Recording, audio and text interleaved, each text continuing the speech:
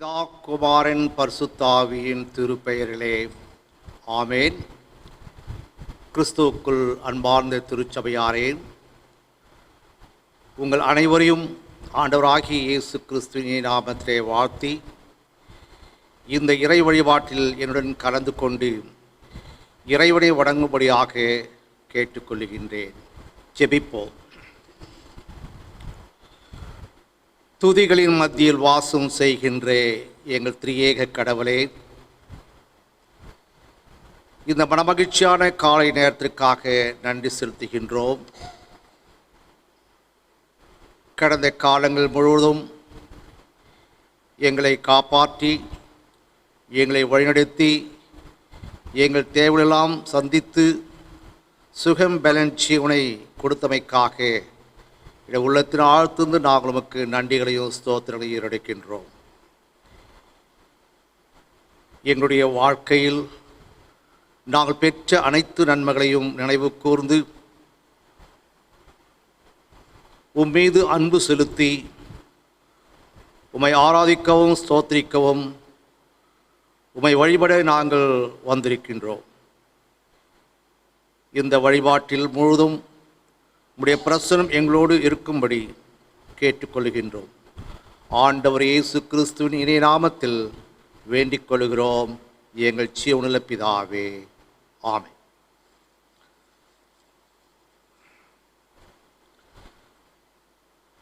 ஆண்டுடைய நாமத்திற்கு மகிமை உண்டாகும்படி பெந்தேகோஸ்தே திருநாளுக்கு பின் வரும் 4ஆம் ஞாயிறு காலை பரிசுத்த ஆராதனையை நாம் ஆரம்பிப்போம். இந்த ஆராதனைக்கு ஆரம்பமாக கிறிஸ்துவ பாமாலை புத்தகத்தில் 212 பாமாலை பாடி நாம் இந்த பரிசுத்த ஆராதனையை ஆரம்பிப்போம். பகலோன் கதிர் போலுமே, இயேசுவின் ராஜரீகமே, பூலோகத்தில் வியாபிக்கும், நீடூழி காலம் வர்த்திக்கும் என்ற பாமாலையோடு நாம் இந்த பரிசுத்த ஆராதனையை ஆரம்பிப்போம்.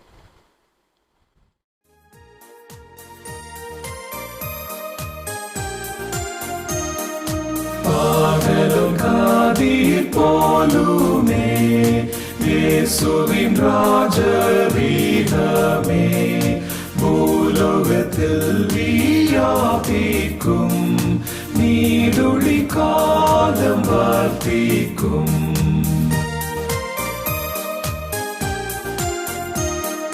பற்பல ஜாதி தேசத்தார் அற்புத அன்பை போற்றுவார், பாலரும் இன்ப ஓசையாய் ஆராதிப்பார் சந்தோஷமாய்.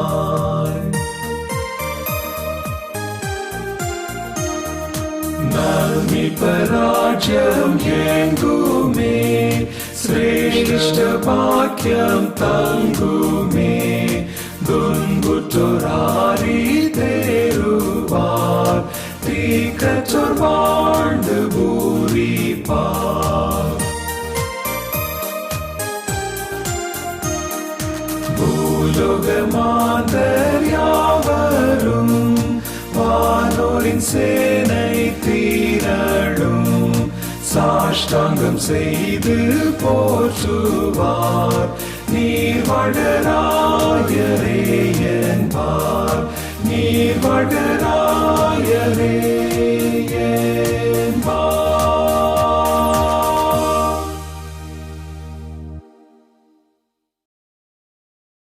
நாம் கடவுளை தொழுவோம். கடவுள் ஆவியாய் இருக்கிறார். அவரை தொழுது கொள்ளுவர்கள் ஆவியோடும் உண்மையோடும் அவரை தொழுது கொள்ள வேண்டும். நம்முடைய பிதாவாகிய கடவுளாலும் கர்த்தராகிய இயேசு கிறிஸ்துவினாலும் உங்களுக்கு கிருபையும் சமாதானமும் உண்டாவதாக. இது கர்த்தர் உண்டு பண்ணின நாள், இதிலே களி கூர்ந்து மகிழ கடவோம். ஜெபிப்போம். எங்கள் தந்தையாம் கடவுளே, உமது வல்லமையாலும் ஞானத்தாலும் எல்லாவற்றையும் படைத்து உமது குமாரனை எங்கள் இரட்சகராக தரும்படி உலகத்தில் அன்பு கூர்ந்தீரே, உம்மை போற்றுகிறோம். குமாரனாம் கடவுளே, பாவத்தை தவிர்த்து எல்லாவற்றிலும் எங்கள் போல் மனிதராகி எங்கள் பாவங்களுக்காக ஒப்பு கொடுக்கப்பட்டவரே, எங்கள் நீதிக்காக உயிர் திரும்பியவரே, உம்மை போற்றுகிறோம். பரிசுத்த ஆவியாகிய கடவுளே, எல்லா உண்மைகளுக்குள்ளும் எங்களை வழிநடத்தி கடவுளின் அன்பை எங்கள் நெஞ்சில் பொழிகிறவரே, உம்மை போற்றுகிறோம். பிதா, குமாரன், பரிசுத்த ஆவியாகிய கடவுளே, உமக்கு எக்காலமும் எல்லா புகழும் மகிமையும் உண்டாவதாக. ஆமென். பாவ அறிக்கை. நம்முடைய அபாத்திர நிலைமையை உணர்ந்து ஆண்டவருக்கு விரோதமாகவும் சக மனிதர்களுக்கு விரோதமாகவும் ஆண்டவர் படைத்த இந்த அருமையான இயற்கை படைப்புகளுக்கு விரோதமாக நாம் யாதாகிலும் பாவங்கள் செய்திருப்போமையானால் அவற்றை ஆண்டுடைய சன்னிதானத்திலே ஒப்புவித்து ஆண்டுடையத்தில் பாவ மன்னிப்பின் நிச்சயத்தை நாம் பெற்றுக்கொள்வோம். சற்று நேரம் அமைதியாக இருப்போம். நமக்கு பாவம் இல்லை என்போமானால் நம்மை நாமே வஞ்சிக்கிறவர்களாயிருப்போம். நமக்குள் உண்மை இல்லை.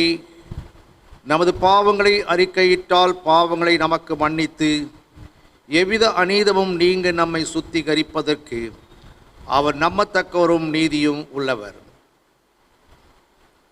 நான் எழுந்து என் தகப்பனிடத்திற்கு போய், தகப்பனே, பரத்துக்கு விரோதமாகவும் உமது பார்வையிலும் பாவம் செய்தேன். இனி உம்முடைய மகன் என்று சொல்லப்படுவதற்கு நான் பாத்திரன் அல்ல. உம்முடைய கூலிக்காரர்கள் ஒருவனாக என வைத்துக் கொள்ளும் என்பேன். கடவுள் ராஜ்யம் சமீபித்திருக்கிறது.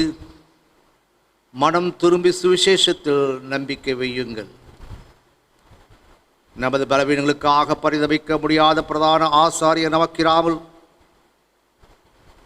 எல்லா விதத்திலும் நம்மை போல் சோதிக்கப்பட்டும் பாவமில்லாத பிரதான ஆசாரியரே நமக்கு இருக்கிறார்.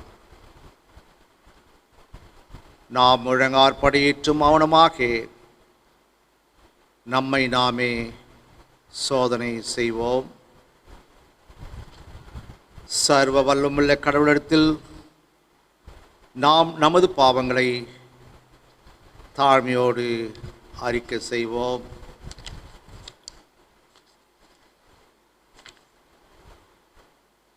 கீர்த்தனை புத்தகத்தில்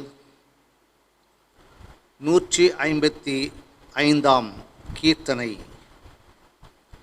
பாவியாகவே வாரேன், பாவம் போக்கும் பலியாம் என் இயேசுவே வாரேன் என்ற கீர்த்தனை பாடி சர்வ வல்லமுள்ள கடவுளிடத்தில் நாம் நமது பாவங்களை தாழ்மையாய் அறிக்கை செய்வோம்.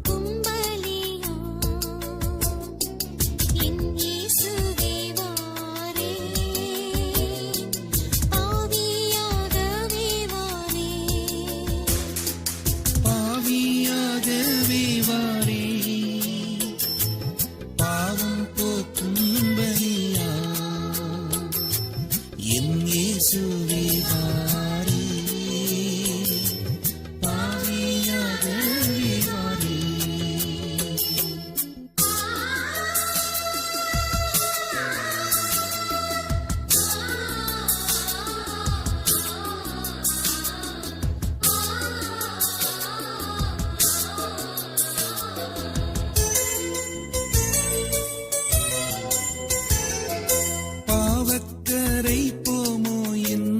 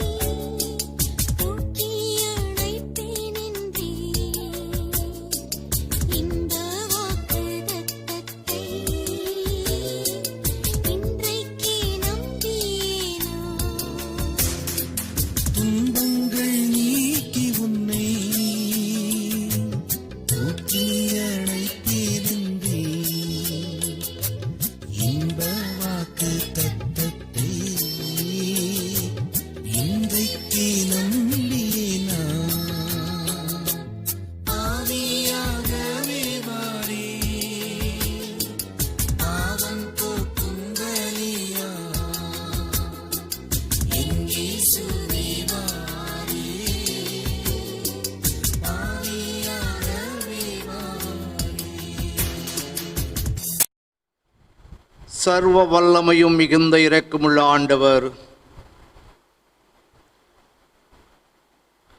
மன்னிப்பையும் பாவ நிவர்த்தியும் நமக்கு கட்டித்தருளி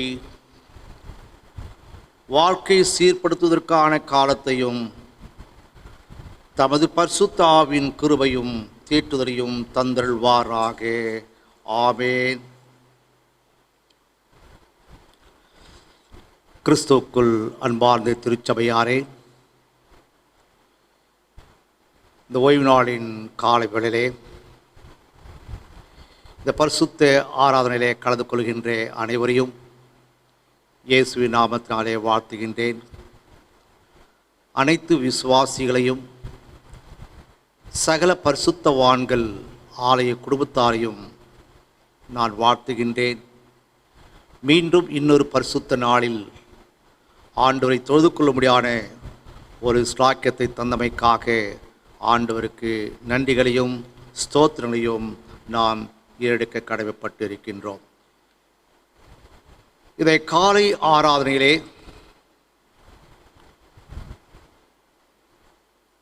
ஆண்டுடைய செய்தியை பகிர்ந்து கொள்ளும்படியாக நமக்கு கொடுக்கப்பட்டிருக்கின்ற தலைப்பு சீடத்துவம் என்பது சாட்சி கொடுத்தல். சீடத்துவம் என்பது சாட்சி கொடுத்தல். Discipleship as witness.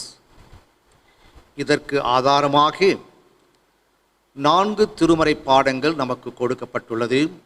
முதல் பாடமாக 2 ராஜாக்கள் 2ஆம் அதிகாரம் வசனங்கள் 1 முதல் 15 வரை, சங்கீதம் 119 வசனங்கள் 33 முதல் 48 வரை, தீத்து 2ஆம் அதிகாரம் முதல் 15 வசனங்கள், பரிசுத்த யோவான் எழுதின சுவிசேஷம் 3ஆம் அதிகாரம் வசனங்கள் 22 முதல் 30 வரை. ஆண்டுடைய செய்திக்குள் கடந்து செல்வதற்கு முன்பாக நாம் ஜெபித்து ஆண்டுடைய ஆசீர்வாதத்தோடு நாம் கடந்து செல்வோம். ஜெபிப்போம்.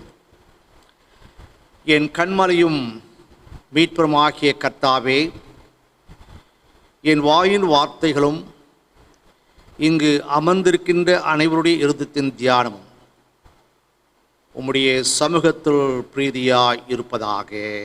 ஆமென். இந்நாளுக்குரிய திருமறை பாடத்தை உங்களுக்காக வாசிக்கின்றேன்.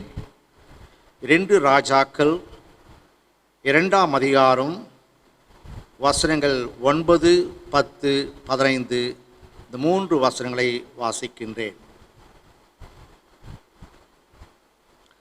அவர்கள் அக்கறைப்பட்ட பின்பு எலியா எலிசாவை நோக்கி, நான் உன்னை விட்டு எடுத்துக்கொள்ளப்படும் முன்னே நான் உனக்கு செய்ய வேண்டியது என்ன கேள் என்றான். அதற்கு எலிசா, உம்மிடத்தில் உள்ள ஆவியின் வரம் எனக்கு இரட்டிப்பாக கிடைக்கும்படி வேண்டுகிறேன் என்றான். அதற்கு அவன், அரிதான காரியத்தை கேட்டாய். உன்னை விட்டு நான் எடுத்துக்கொள்ளப்படுகையில் என்னை நீ கண்டால் உனக்கு கிடைக்கும், இல்லாவிட்டால் கிடையாது என்றான். 15ஆம் வசனம். எரிகோவில் பார்த்து கொண்டு நின்ற தீர்க்கதரிசிகளின் புத்திரர் அவனை கண்டவுடனே எலியாவின் ஆவி எலிசாவின் மேல் இறங்கியிருக்கிறது என்று சொல்லி அவனுக்கு எதிர்கொண்டு போய் தரை மட்டும் குனிந்து அவனை வணங்கினான். அன்பார்ந்த திருச்சபையாரே, சீடத்துவம் என்பது சாட்சி கொடுத்தல்.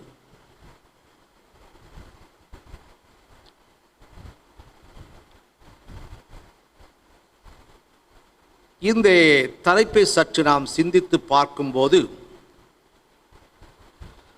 நாம் ஆண்டவருக்காக சாட்சியாக வாழ்வதே சீடத்துவம் என்ற ஒரு பொருள் நமக்கு கொடுக்கப்படுகின்றது.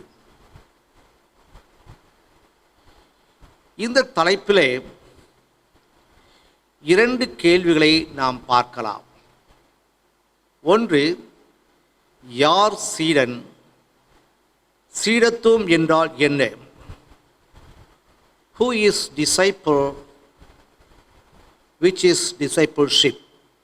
என்ற 2 கேள்விகளை நாம் இங்கே பார்க்கலாம். புதிய ஏற்பாட்டில் சீடனுக்கான கிரேக்க சொல் மெத்தேட்ஸ் என்பது.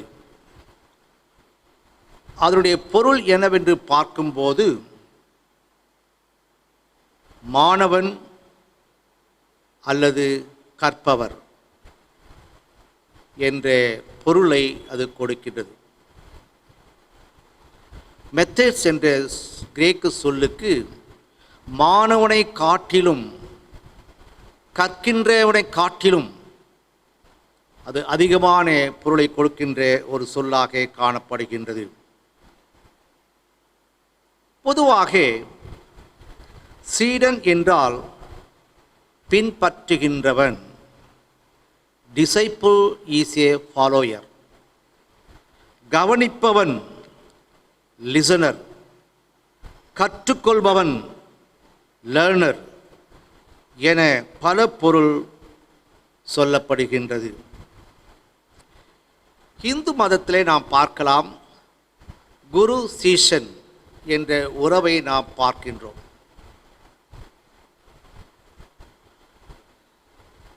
குரு என்பவர்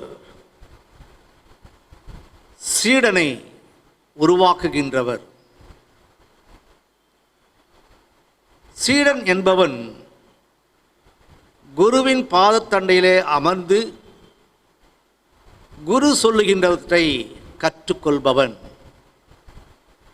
என்ற பொருள் கொடுக்கின்றது. இயேசு கிறிஸ்துவை அநேகர் பின்பற்றினார்கள். இயேசு வாழ்ந்த காலத்திலே அவர் கிராமமாக சென்றார். அநேகர் இயேசுவை பின்பற்றினார்கள். ஆனால் ஒரு சிலரே அவருக்கு சீடர்களாய் இருந்தார்கள். குறிப்பாக 12 சீடர்களை ஆண்டவர் தேர்வு செய்தார். மார்க் எழுதின சுவிசேஷம் 13ஆம் அதிகாரம் வசனங்கள் 16 முதல் 19 நாம் பார்க்கலாம். ஆண்டவர் விரும்புவது பின்பற்றுகின்ற ஜனங்களை அல்ல, உண்மையுள்ள மக்கள் ஆண்டவருக்கு தேவை. தன்னை பின்பற்றுகின்றவர்கள் உண்மையுள்ள சீஷர்களாக இருக்க வேண்டும் என்று ஆண்டவர் எண்ணினார். Jesus needs not the sympathizers or Christians, but partakers in the sufferings of Christ in the present days. ஆண்டவர் விரும்புவது ஆண்டவருக்காக பரிதாபப்படுகின்ற மக்கள் அல்ல, கிறிஸ்தவர்கள் அல்ல. ஆனால் ஆண்டுடைய பாடுகளிலே பங்கு பெறுகின்ற மக்கள் தான் அவருக்கு சீஷர்களாக இருக்க வேண்டும் என்று ஆண்டவர் விரும்புகின்றார்.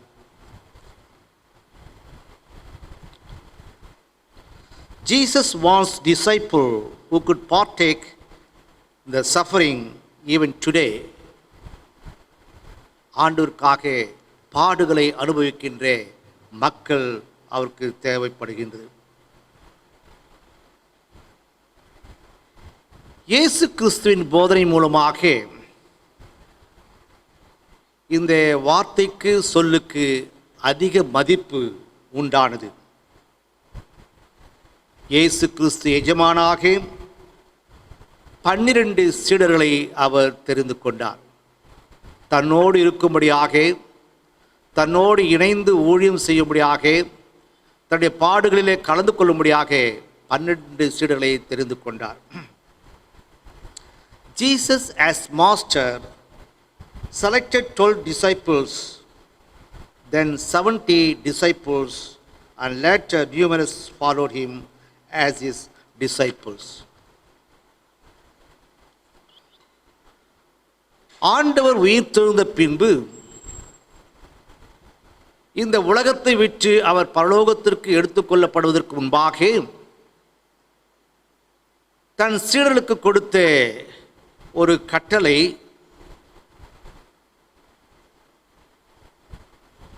நீங்கள் உலகம் முழுவதும் சென்று சீடர்களை உருவாக்குங்கள் என்ற ஒரு கட்டளை அவர் கொடுத்திருக்கின்றார்.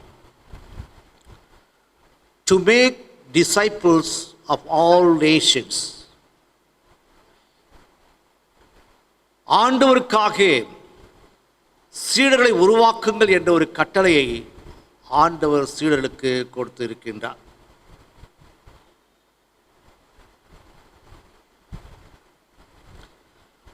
ஆக சீடத்துவம் என்றால் என்னவென்று பார்க்கும்போது, discipleship in the Christian sense is the process of making someone become like Christ. The disciple of Christ is to become like Christ in everything. சீடத்துவம் என்றால் கிறிஸ்துவ கண்ணோட்டத்தில் பார்க்கும்போது ஒருவரை கிறிஸ்துவை போல் ஆக்கும் செயல். கிறிஸ்துவின் சீடர் எல்லாவற்றிலும் கிறிஸ்துவை போல ஆக வேண்டும். ஆகவே கிறிஸ்துவ கண்ணோட்டத்திலே பார்க்கும்போது ஒருவனை கிறிஸ்துவை போல் ஆக்கும் செயலே சீடத்துவம் என்ற ஒரு தலைப்பு நமக்கு கொடுக்கப்பட்டிருக்கின்றது.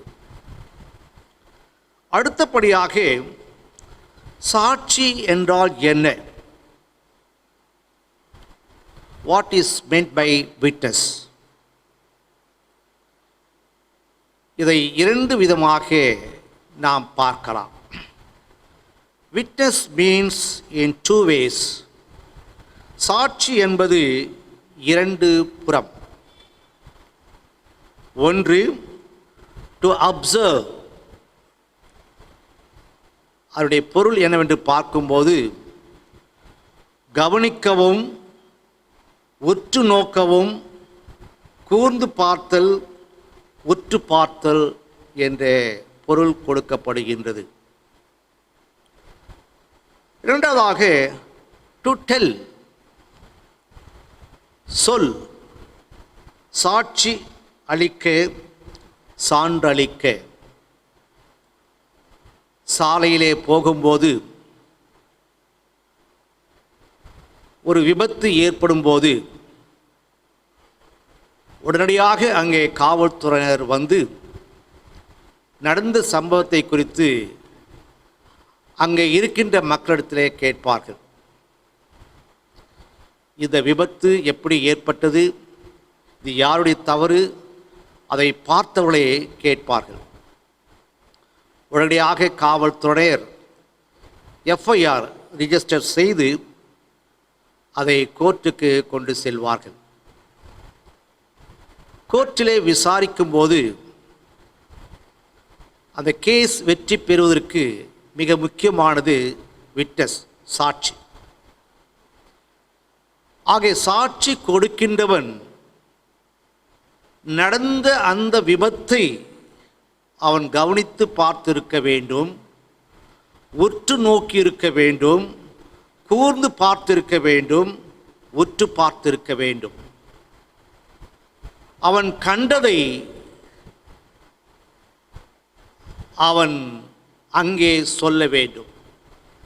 நடந்த சம்பவத்தை அவன் கண்டதை அவன் தைரியமாக அவன் சொல்ல வேண்டும், மாற்றி சொல்லக்கூடாது. ஆக கொடுக்கப்படுகின்ற சாட்சி, அந்த விட்னஸ்,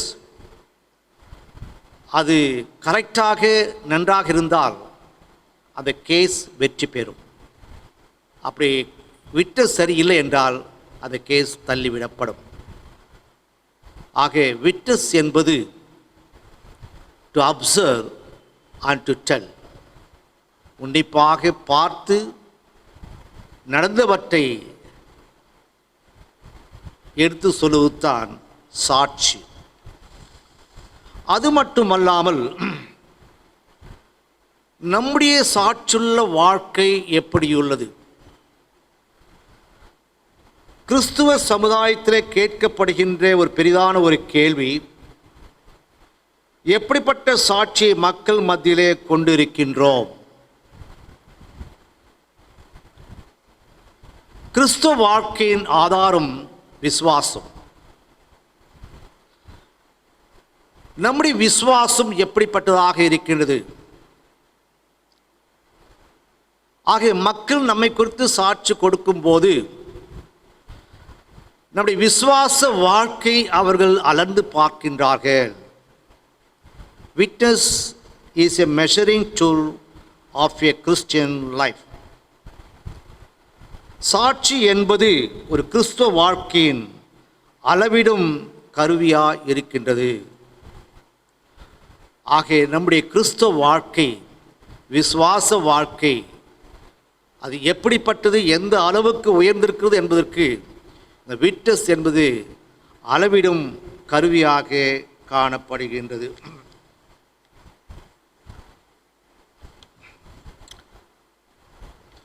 கிறிஸ்துவுக்குள் அன்பார்ந்தவர்களே,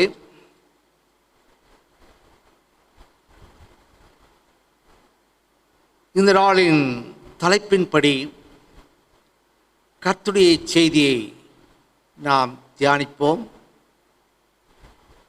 சீடன் என்றால் என்ன? சீஷத்துவம் என்றால் என்ன?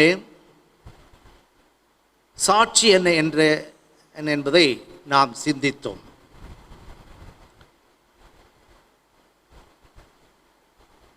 சாட்சியாக, சீஷராக இருப்பது கிறிஸ்துவ வாழ்க்கையில் சில குணாதிசயங்களை கொண்டிருக்க வேண்டும். 3 காரியங்களை உங்களோடு பகிர்ந்து கொள்ள ஆசிக்கின்றேன். The 3 important aspects in the Christian life. 3 முக்கிய அம்சங்கள் கிறிஸ்துவ வாழ்க்கையில். 1, discipleship demands greater conviction. சீடத்துவம் அதிக நம்பிக்கை கோருகின்றது.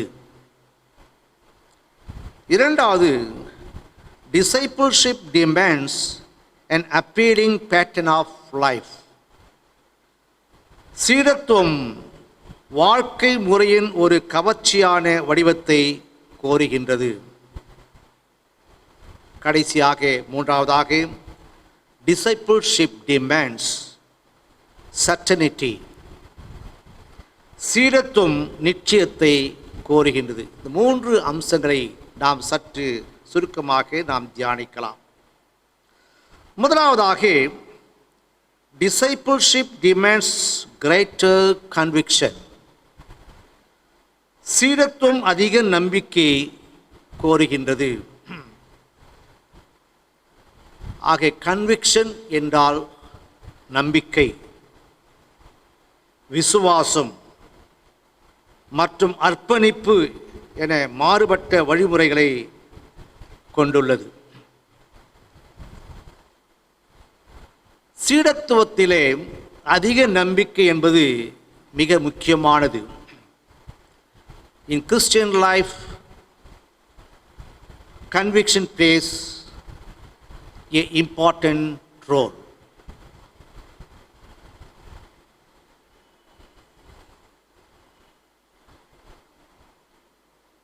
ரெண்டு ராஜாக்கள் 2ஆம் அதிகாரம் வசனங்கள் 1 முதல் 15 வரை. இப்பகுதியில் எலிசியா தன்னுடைய சீடத்துவத்தின் நம்பிக்கை கணக்கை அளிக்கிறது. இந்த பகுதியிலே எலிசாவின் சீடத்துவத்திற்கான நம்பிக்கையை வெளிப்படுத்துகின்றது.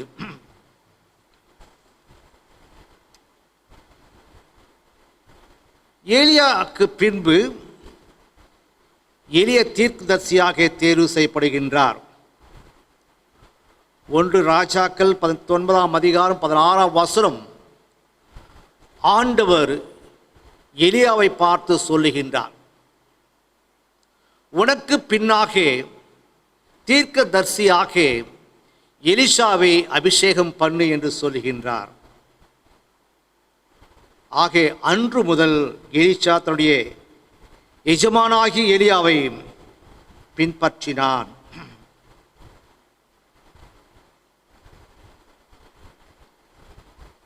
தன்னுடைய எஜமான்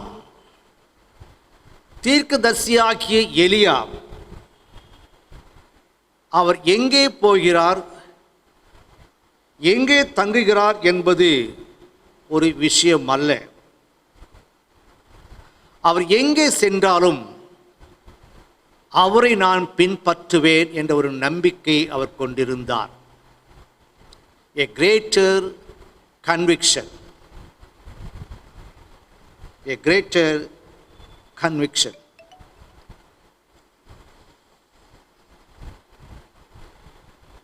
எலியா பரலோகத்திற்கு எடுத்துக்கொள்ளப்படுவார் என்று அறிந்து அவருடைய சீடர்கள் அவரை பின்தொடரவில்லை. 2 ராஜாக்கள் 2ஆம் அதிகாரம் வசனங்கள் 3, 9, 7 நாம் பார்க்கும்போது எலியா பரலோகத்துக்கு எடுத்துக்கொள்ளப்படுவார் என்று அவர்கள் அறிந்து அவரை பின்தொடர பின்வாங்கிவிட்டார்கள். காரணம் என்னவென்று பார்க்கும்போது அவர் உடனடியாக மறைந்து விடுவார். அவர் எங்கே போவார், எப்படி போவார்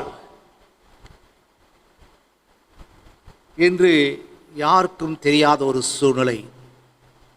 அப்படிப்பட்ட ஒரு சூழ்நிலையிலே அவருடைய சீடர்கள் அவரை பின்பற்ற பின்வாங்கினார்கள். ஆனால் எலிசா எலியாவை பின்தொடர்ந்தார். 1 ராஜாக்கள் 18ஆம் அதிகாரம் 12ஆம் வசனம். But Elisha followed Elijah. He didn't want to stop because it was his commitment. Elisha எலியாவை தொடர்ந்து பற்றினார். தன்னுடைய பயணத்தை முடித்துக்கொள்ள அவர் விரும்பவில்லை.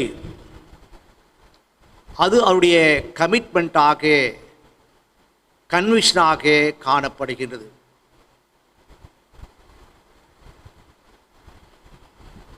ஒருவேளை எலியாவின் சீடர்கள் சொல்லியிருக்கலாம்,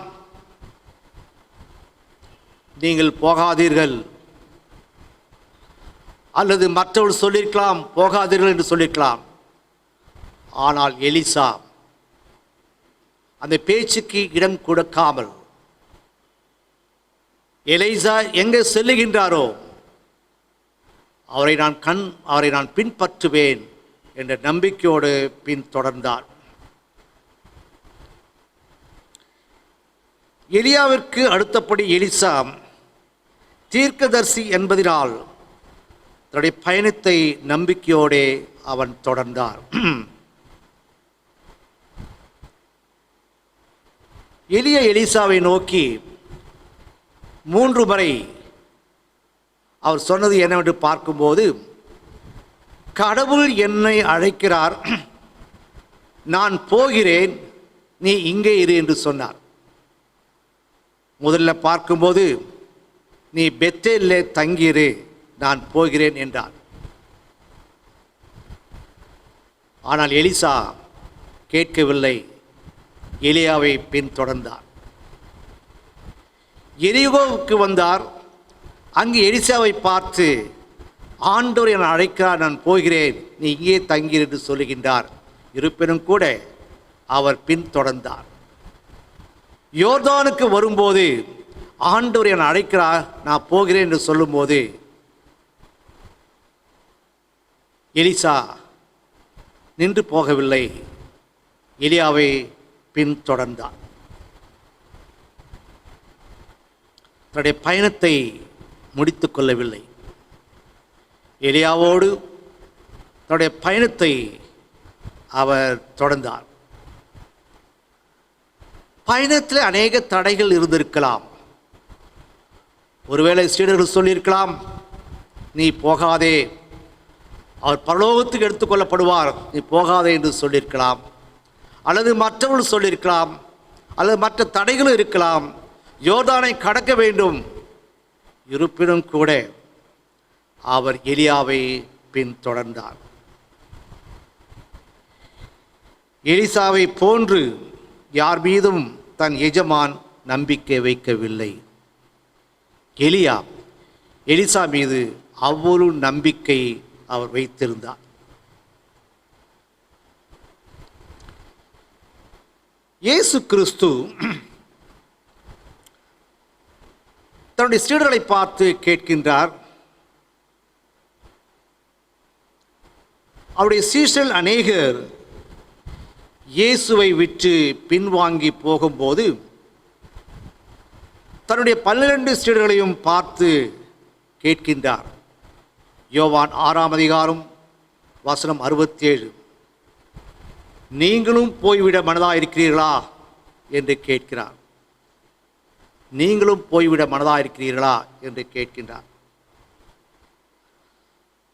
சீமோன் பேதுரு மறு உத்தரவாக, ஆண்டவரே, நாங்கள் யாரிடத்தில் போவோம்? நித்திய ஜீவன் வசனங்கள் உம்மிடத்தில் உண்டே. அவர்கள் எஜமான் மீது அதிக நம்பிக்கை விசுவாசம் கொண்டுள்ளனர். ஆண்டவரை, எந்த சூழ்நிலையில் நாங்கள் உம்மை விட்டு பின்வாங்க போக மாட்டோம் என்று சொன்னதை திருமறை பகுதியிலே நாம் பார்க்கின்றோம். ஆனால் எலிசா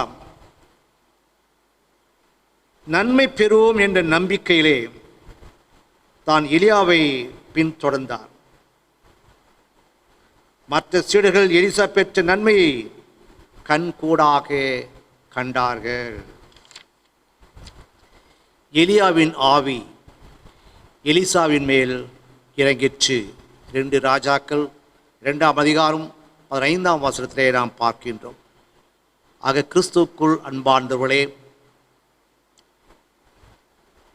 சீடனுக்கு மிகவும் வேண்டியது கிரேட்டர் கன்விக்ஷன், அதிகமான நம்பிக்கை. எலிசாவின் நம்பிக்கை அவரது சாட்சியாகிறது. அதிக நம்பிக்கை வைத்திருப்பது ஒரு சீடரின் சாட்சியாக காணப்படுகின்றது. இரண்டாவதாக, discipleship demands an appealing pattern of lifestyle. சீடத்துவம் வாழ்க்கை முறையின் ஒரு கவர்ச்சியான வடிவத்தை கோருகிறது.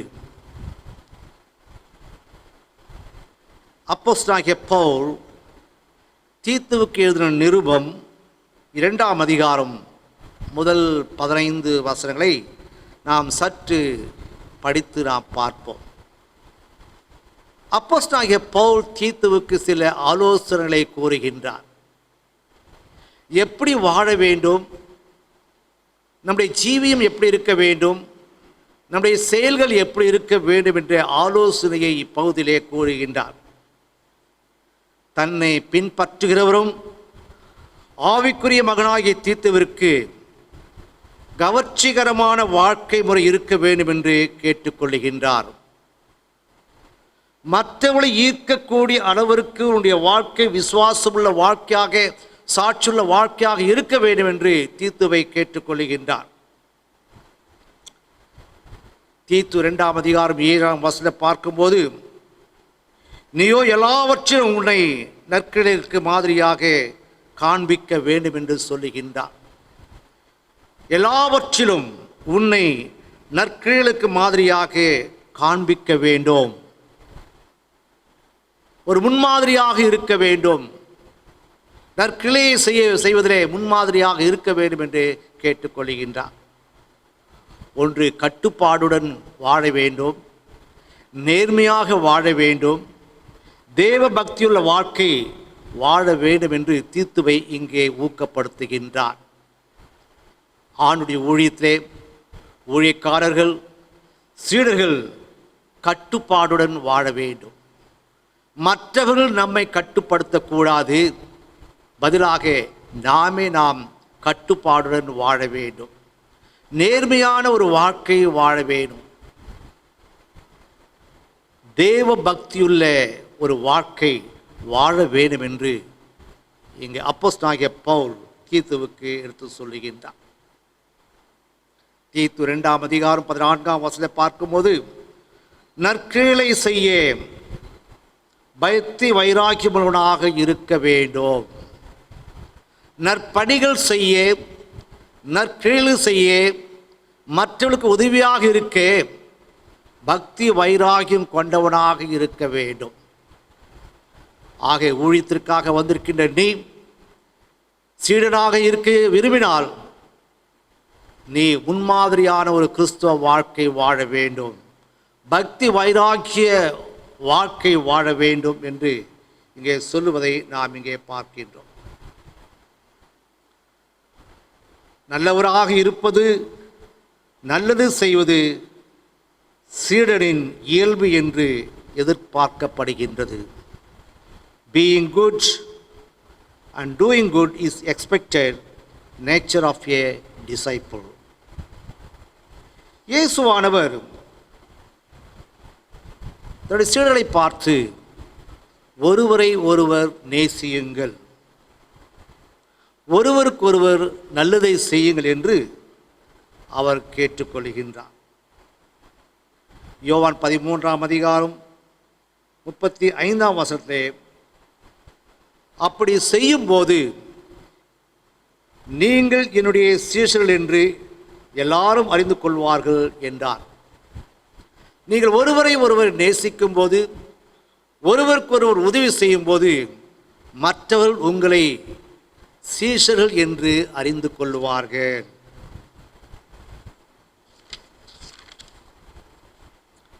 எலிசா தன்னுடைய ஊழிய காலத்திலே நல்லவராகவும் நற்கிரியைகளை செய்தவராக காணப்படுகின்றார்.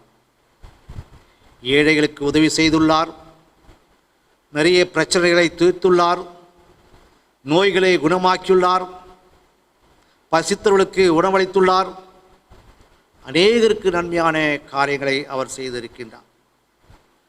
ஆக பழைய ஏற்பாட்டிலே எலிசாவை போன்று புதிய ஏற்பாட்டிலே இயேசு கிறிஸ்துவும் கூட நற்கிரியைகளை, நற்பணிகளை அவர் செய்திருக்கின்றார்.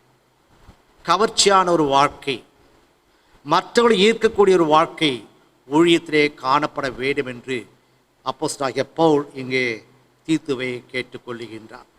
ஆக சீடனாக இருக்க வேண்டும் என்றால் ஒரு முன்மாதிரியான கிறிஸ்துவ வாழ்க்கை வாழ வேண்டும். கடைசியாக discipleship demands certainty. சீடத்துவம் நிச்சயத்தை கொடுக்கிறது.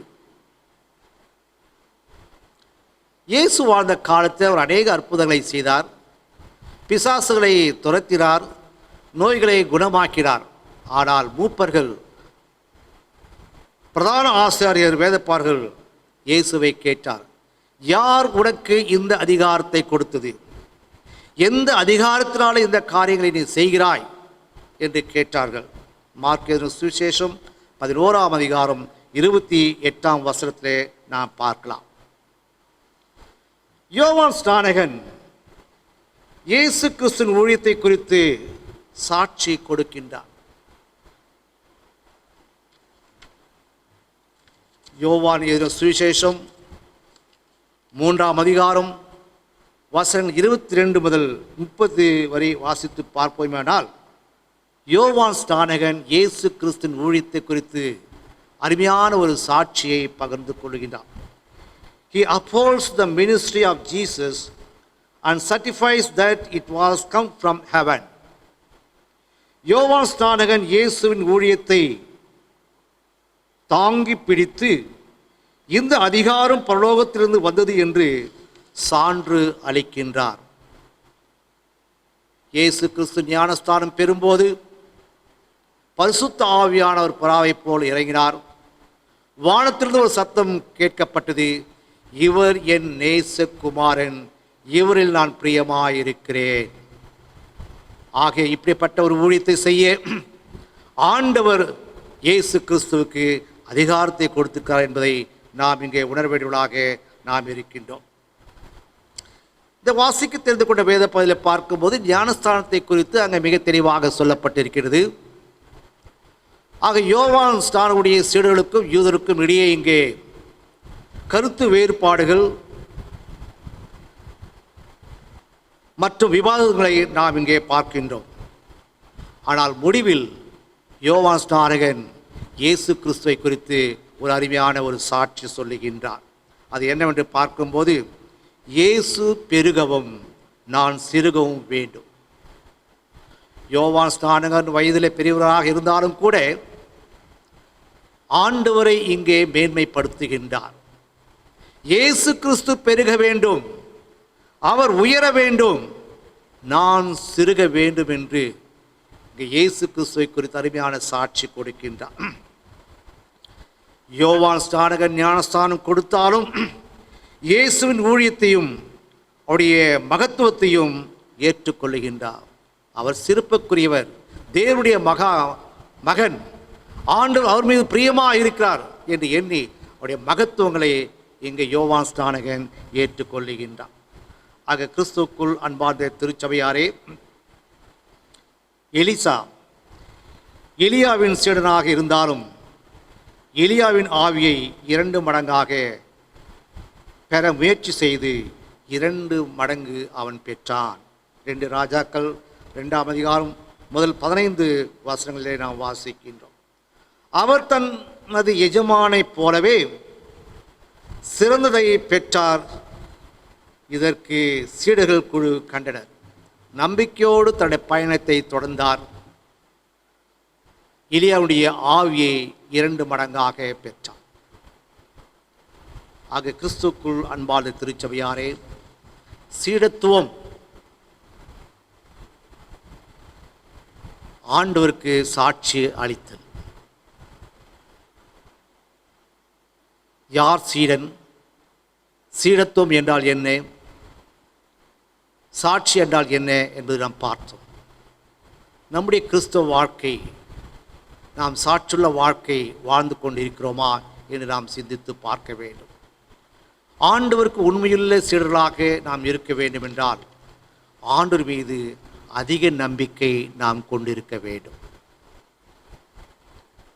2வது, ஆண்டவருக்கு நாம் சீடர்களாக இருக்க வேண்டும் என்றால் நம்முடைய வாழ்க்கை மற்றவர்களுக்கு முன்மாதிரியான ஒரு சாட்சியுள்ள ஒரு வாழ்க்கையாக இருக்க வேண்டும். 3வது, நாம் சீடராக இருக்க வேண்டும் என்றால் நம்மை நாமே தாழ்த்தி கொள்ள வேண்டும், ஆண்டவரை உயர்த்த வேண்டும். அப்படி இருக்கும்போது தான் நாம் ஆண்டவருக்கு உண்மையுள்ள சீடர்களாக இருக்க முடியும். கர்த்தர் இந்த திருவசனங்களை நமக்கென்று ஆசீர்வதித்து கொடுப்பாராக. ஆமென்.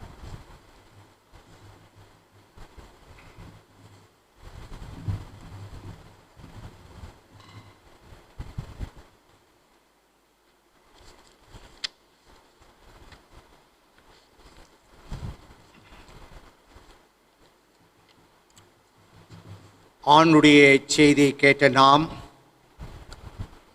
ஆண்டவரை துதித்து ஆண்டவரை மகிமைப்படுத்துவோம். கிறிஸ்துவ கீர்த்தனை புத்தகத்தில் 224 தாசரே இத்தாரணியை அன்பாய் இயேசுவுக்கு சொந்தமாக்குவோம் என்ற கீர்த்தனையை நாம் இருக்கின்ற இடங்களிலே துதித்து பாடி ஆண்டுடைய நாமத்தை மகிமைப்படுத்துவோம்.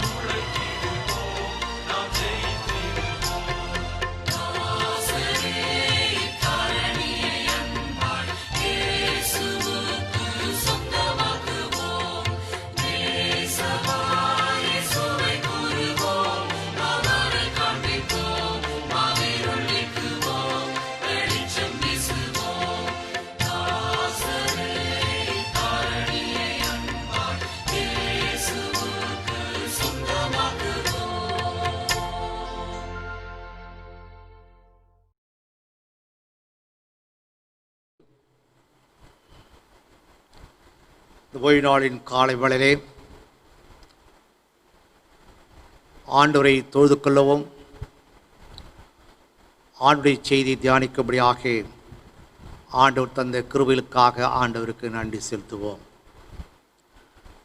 வருகின்ற நாட்களில் பிறந்த நாளை காண இருக்கின்ற பிள்ளைகளை வாழ்த்துகின்றேன். கர்த்தர் தாமே தொடர்ந்து அவளை ஆஸ்வதிப்பாராக. அவனுமாக வருகின்ற நாட்களிலே திருமண நாட்களை காண இருக்கின்ற திருச்சபையின் பிள்ளையுடைய குடும்பங்களுக்காக ஜெபிக்கின்றேன், அவளை வாழ்த்துகின்றேன். கடவுள் தொடர்ந்து அவளையும் அவளுடைய குடும்பத்தையும் ஆஸ்வதிப்பாராக. சுகவீனம் உள்ளவர்களுக்காக நாம் ஜெபிப்போம். குறிப்பாக வயதான பெரியோர்களை நம்முடைய ஜெபத்திலே நினைவு கூறுவோம். கர்த்தர் அவளுக்கு பூர்ண சுகத்தையும் நல் ஆரோக்கியத்தையும் ஆண்டு கூட்டி கொடுப்பாராக. நம்முடைய திருச்சபைக்காக, திருச்சபையில் இருக்கிற அனைத்து குடும்பங்களுக்காக நாம் ஜெபிப்போம். மிக சிறப்பாக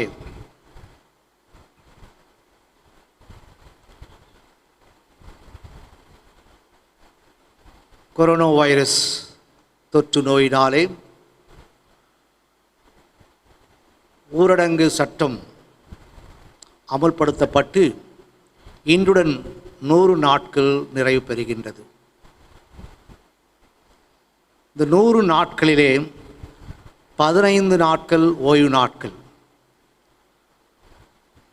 ஆலயத்திலே ஆண்டவரை தொழுது கொள்ள முடியாத ஒரு சூழ்நிலை வருதுகின்றோம்.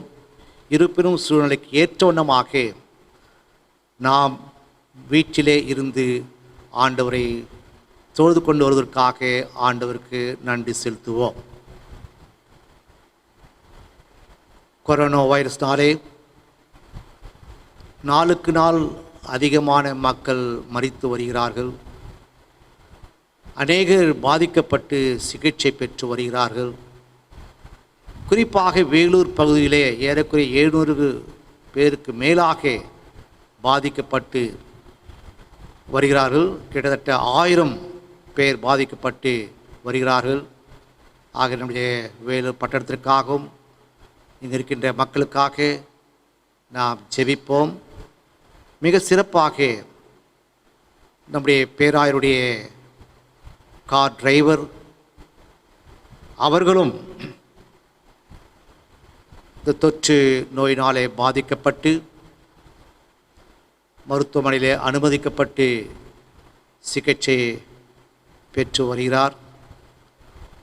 அவருக்காக நாம் திருச்சபையாக ஜெபிப்போம். பூரண சுகம் பெற்று சுகத்தோடு வீடு திரும்பவும் தன் குடும்பத்தின் மக்களோடு மகிழ்ச்சியாக வாழவும் தொடர்ந்து தன்னுடைய பணிகளை செய்ய அவளுக்காக ஜெபிக்கும்படியாக கேட்டுக்கொள்கிறேன். இன்னும் யார் யார் இதுமாக பாதிக்கப்பட்டுள்ளார்களோ அனைவருக்காக நாம் ஜெபிப்போம். கர்த்தர் நம்முடைய ஜெபங்களை கேட்கின்ற ஒரு கடவுள், நம்முடைய ஜெபங்களுக்கு செவி சாய்க்கின்ற கடவுள். அப்படிப்பட்ட கடவுள் தாமே நம்முடைய ஜெபங்களுக்கு ஏற்ற காலத்திலே நல்ல ஒரு சமாதானத்தை தந்து முழுமையான ஒரு விடுதலை தந்து மீண்டும் திருச்சபையாக ஆண்டவரை தொழுது கொள்ள ஆண்டவர் கிருபை செய்வாராக. ஜெபிப்போம். எங்களை நேசிக்கின்ற நல்ல ஆண்டவரே, கிருபையுள்ள கர்த்தாவே, இந்த பரிசுத்தமான நாளுக்காக காலை வேளைக்காக நன்றி செலுத்துகின்றோம். இந்த காலை தியானத்திலே உடைய தெய்வீக பிரசனம் துவக்க முதல் இம்மட்டமாக எங்களோடுவதற்காக நன்றி செலுத்துகின்றோம். நாங்கள் பாடிய பாடல்கள், வாசித்த வேதும் அனைத்துடைய நாமத்திற்கு மகிழ்வுள்ளதாக இருக்க கிருபை செய்யும் சுவாமி. இந்த காலை வேளையிலும் கூட ஆண்டவரே, சீடத்துவம் சாட்சி பகர்தல் என்ற ஒரு தலைப்பின் கீழ் ஆண்டவரே நீர் எங்களோடு பேசுவதற்காக நன்றி செலுத்துகின்றோம். யார் சீடன், சீடத்துவம் என்றால் என்ன, சாட்சி என்றால் என்ன என்பதை குறித்து நாங்கள் அறிந்து கொண்டதற்காக நன்றி செலுத்துகின்றோம். சீடனுடைய வாழ்க்கையிலே காணப்பட வேண்டிய முக்கிய அம்சங்களை ஆண்டவரே நாங்கள் தியானித்தோம் சுவாமி.